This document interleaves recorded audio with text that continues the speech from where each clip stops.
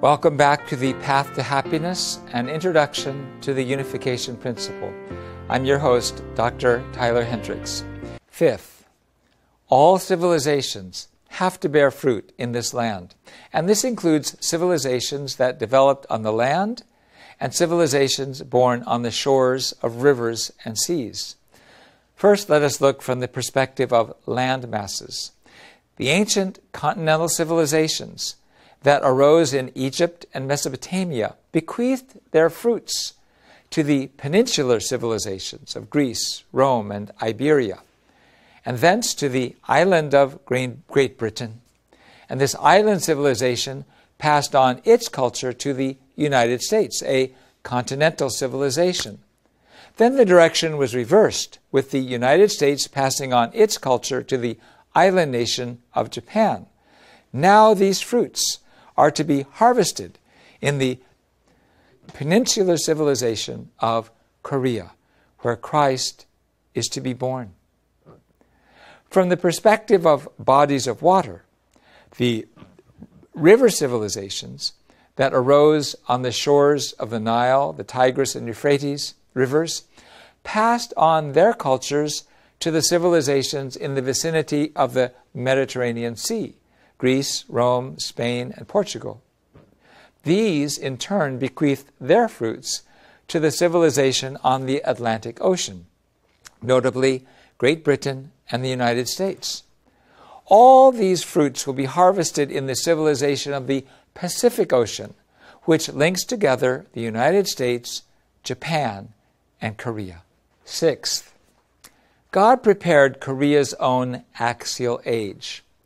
Karl Jaspers developed the worldwide theory of an axial age, a period around 500 BC, of substantial philosophical and religious developments, such as Buddha's doctrine, Buddhism, Confucius' doctrine, Confucianism, Lao Tzu's doctrine, Taoism, Zoroastrianism, and the Greek philosophers, Socrates, Plato, and Aristotle.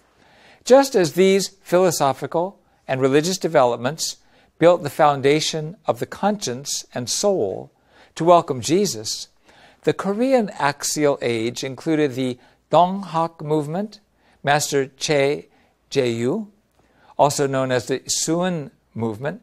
It started the Donghak movement, which was opposed to Western learning and helped develop Catholicism in Korea.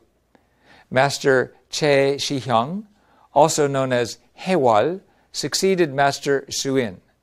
Master Gang Il-sun, also known as Jungsan, founded Jungsan-do. Master Baek Jung-bin, also known as Sotaek-san, founded Won Buddhism. And Master Na Chol, also known as Hongam, founded Daejongkyo. And there are more. These people developed modern forms of Confucianism, Buddhism, Taoism, and indigenous Korean faiths.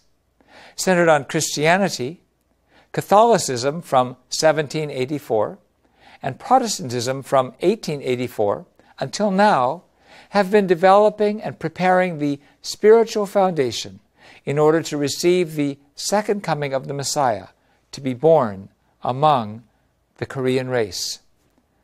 We believe that God prepared Korea as the central nation during the period of preparation for the coming of the Messiah. 2,000 years ago, in order to welcome Jesus, God prepared Israel, and God prepared Korea in the same way in order to welcome the second coming of the Messiah. When the First and Second World Wars broke out during the climax of the period of preparation for the second advent of the Messiah, what was the situation of the Korean people? From 1905 to 1945, Korea fulfilled a 40-year period under the Japanese Empire's rule, where they literally hovered between life and death. Japan took away Korean history and language, and even demanded that the people adopt Japanese names. Immediately following World War I, in resistance to the Japanese, on March 1st, a total of 33 religious leaders, which included 15 Catholics, 16 Protestants and 2 Buddhists, as Korea's representatives, started an independence movement. On that day, the spirit that was once lost was reborn by the global religious world. On March 1st, which is Korean Independence Day, many Koreans gave their lives, including the 16-year-old female martyr, Yu Kwan-sun, and in so doing prepared the altar for the birth of the second coming of the Messiah. Through the defeat of the Japanese Empire in World War II, Korea finally became independent. However, soon after, through the division of North and South Korea and the Korean War, the country went through total agony because the ideological conflicts between America and the Soviet Union hit the earth in Korea. During the 70 years that have elapsed since Korea's independence, world communism, centered on the Soviet Union, surrendered, and the Republic of Korea went from being among the poorest nations of the world to being one of the top 10 economic superpowers. Korea's Platinum Age is coming. The influence of Korean culture is spreading throughout Asia and the entire world. Right now, the world is facing a critical time in which we must liberate North Korea and gain the unity of North and South Korea. All of these things are occurring because heavenly fortune is coming to Korea.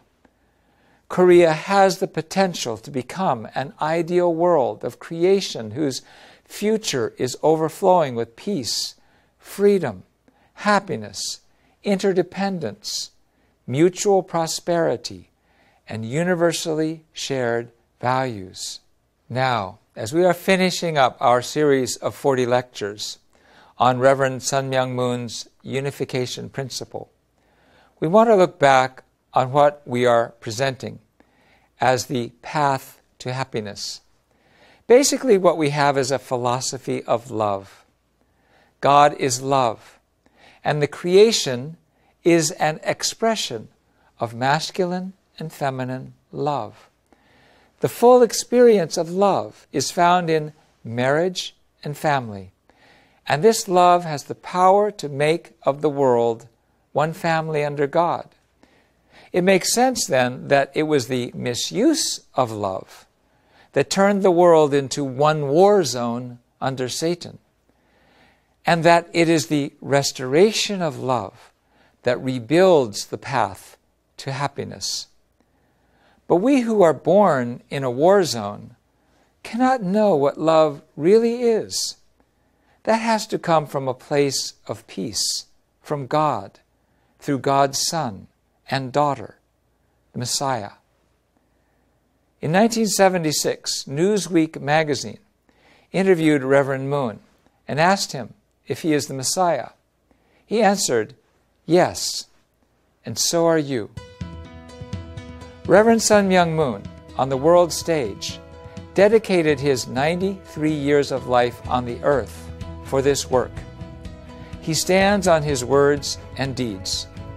Centering on his wife, President Hak Ja-han Moon, we, his family and followers, are continuing the work of God to bring authentic love into the family, spiritual communities, and society, and build this path to happiness, God's kingdom on the earth and in heaven.